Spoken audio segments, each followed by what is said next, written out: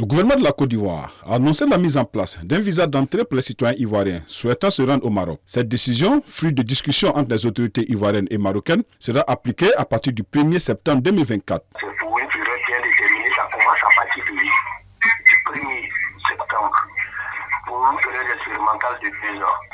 Pourquoi cette décision? Parce que cette décision fait suite à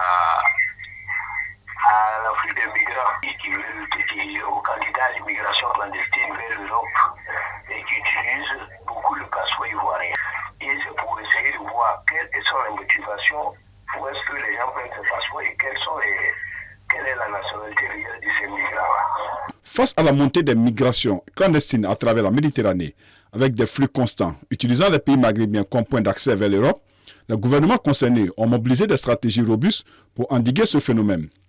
Car une opération commune entre les deux pays en 2023 a permis de dénicher 14 800 individus se présentant sous l'identité ivoirienne. Seules quelques dizaines ont été confirmés comme originaires de la Côte d'Ivoire. Si d'autres saluent cette mesure-là, il y a d'autres qui s'opposent. Parce que la Côte d'Ivoire et le Maroc, depuis le ministre n'a jamais eu de visa. D'où sortent les passeports? Les passeports, il y a une structure qu'on appelle Schneider qui met les passeports. Donc s'il y a quelque chose, s'il y a une enquête interne à faire, c'est à partir de là, on n'a pas besoin d'instaurer un visa entre la Côte d'Ivoire et le Maroc. Pour David Guédia, journaliste à Canal Ivoire, l'instauration d'un visa entre la Côte d'Ivoire et le Maroc semble avoir plus d'inconvénients que d'avantages. Selon lui, l'instauration d'un visa permettra aux autorités de mieux gérer et contrôler les flux migratoires entre les deux nations, contribuant ainsi à la sécurité des frontières.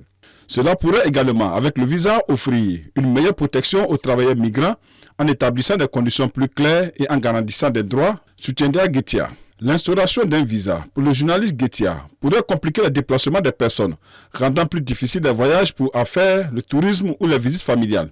Avant de conclure que l'instauration d'un visa entre la Côte d'Ivoire et le Maroc fait plus de mal aux Ivoiriens qu'aux Marocains, étant donné que la plupart des voyageurs vers le Maroc sont du secteur informel pour la plupart. Les frais de visa viennent alourdir davantage les difficultés d'accès. Les autorités ivoiriennes ont tout de même précisé la nature temporaire de cette mesure. Il ne s'agit pas d'un retour définitif aux restrictions par le visa, mais d'une suspension temporaire du régime des sanctions pour en évaluer les effets avant toute décision ultérieure.